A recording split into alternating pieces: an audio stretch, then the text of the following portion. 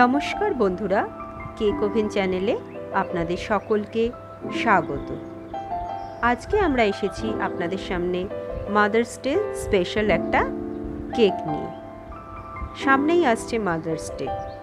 যদিও মায়েদের জন্য বিশেষ কোনো দিন হয় না, কারণ প্রতিটা দিনই আমাদের জন্য আমাদের কাছে মায়েরা সবসময় স্পেশাল। তবুও বছরের কোনো একটা বিশেষ দিনে মাদের জন্য বিশেষ কিছু বানাতে বা বিশেষ কিছু উপহার দিতে সবারই খুব ভালো লাগে। তাই জন্যই হয়তো এই মাদার্স ডের দিন আমরা মাদেরকে একটু বিশেষ কিছু দিতে চাই।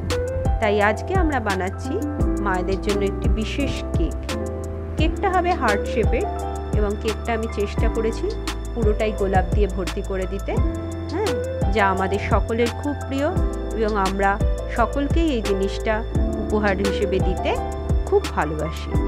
তো এই হার্ট শেপ কেকটা বানানোর জন্য আমি প্রথমে একটা রাউন্ড শেপের কেকই নিয়ে নিয়েছি, একদম বেসিক যেরকম রাউন্ড শেপের কেক হয় সেই কেকই।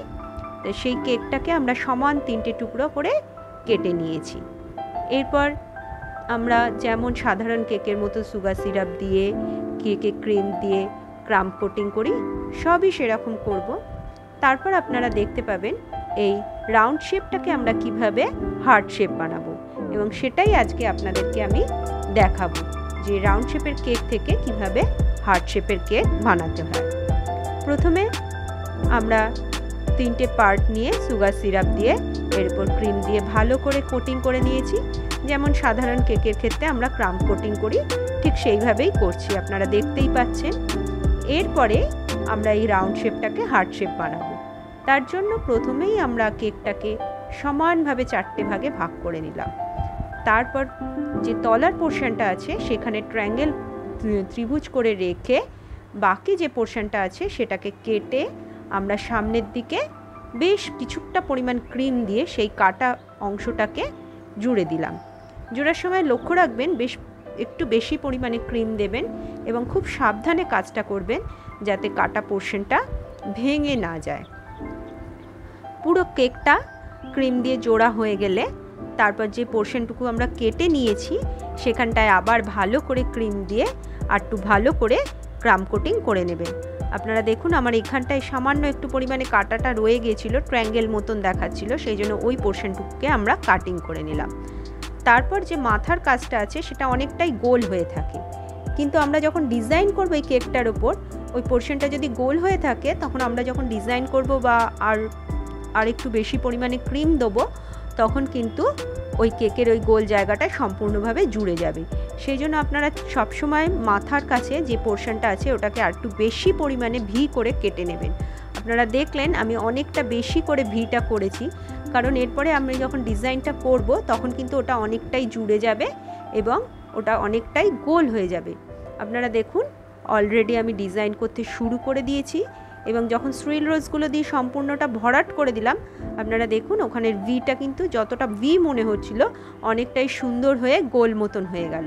সেই জন্য আপনারাও কিন্তু মাথাটাকে ওইভাবে একটু বেশি করে ভি করে কেটে নেবেন, তাহলে হার্ট শেপের কেকটা দেখতে বেশি সুন্দর হবে।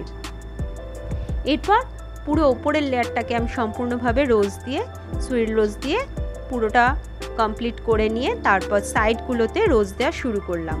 আপনারা যদি কেউ চান আগে সাইডটা ভরাট করে নিতে পারেন, কিন্তু আমার মনে হয় ওপরের লেয়ারটা কমপ্লিট করে নিয়ে তারপরেই সাইডগুলোতে ফুলগুলো দিলে বেশি সুন্দর হবে, কারণ তাতে আপনার দিতেও সুবিধা হবে এবং আপনি গ্যাপটাও ভালোভাবে বুঝতে পারবেন। এরপর যে পোর্শনগুলো সাদা রয়ে গেছে সেগুলোতে আমি ছোট্ট ছোট্ট করে এই স্টার নজল দিয়েই ফুলগুলো বানিয়ে দেবো। দেখুন, কারণ দুটো রোজের মধ্যখানে তো একটু তো গ্যাপ থাকবেই, সেই গ্যাপগুলোকে ফুলফিল করতে হবে। বা আমার শেপটা রাখার জন্য সবসময় আমি রোজটাকে বেশি পরিমাণে দিতেও পারি না, যে শেপটা আমার কেকের রাউন্ড বা হার্ট যাই হোক নষ্ট হয়ে যায়। সেই জন্য সেই যে পোর্শনগুলো ফাঁকা রয়ে যাবে সেই পোর্শনগুলোতে ছোট্ট ছোট্ট করে ফুল বানিয়ে দিলে দেখতেও খুব সুন্দর লাগবে। পুরো কেকটা সম্পূর্ণভাবে তৈরি হয়ে গেলে আপনারা দেখুন প্রায় পুরোটাই আমার ভরাট হয়ে গেছে। এরপর আমি ছোট্ট একটা মাদার্স ডে টপার বানিয়েছি, কিছুই করিনি, একটা রাউন্ড শেপের মধ্যে আমরা রাউন্ড ফন্ডেন্ট কাট করে নিয়ে তার উপর হ্যাপি মাদার্স ডে লিখে সেটাকে বসিয়ে দিয়েছি। ভিডিওটি ভালো লাগলে অবশ্যই আমাদের লাইক করতে ভুলবেন না এবং আমাদের চ্যানেলটিকে সাবস্ক্রাইব করতে ভুলবেন না। Thank you for watching, sharing and subscribing. Thank you.